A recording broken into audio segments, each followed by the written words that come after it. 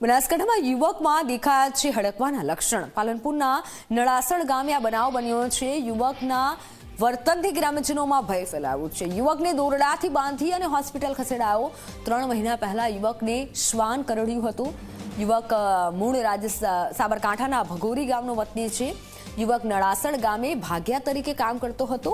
થોડા સમય પહેલા યુવકને શ્વાન કરડ્યું હતું અને તે સમયે ઇન્જેક્શન નહીં લીધું હોય, દવા નહીં કરાવી હોય અને જેથી હવે યુવકમાં આ રીતે લક્ષણ જોવા મળ્યા છે હડકવાના અને ગ્રામજનોમાં પણ હવે ભયનો માહોલ છે। યુવકને દોરડાથી બાંધી અને હોસ્પિટલ લઈ જવાયો છે। વધુ તપાસ પણ કરવામાં આવી રહી છે।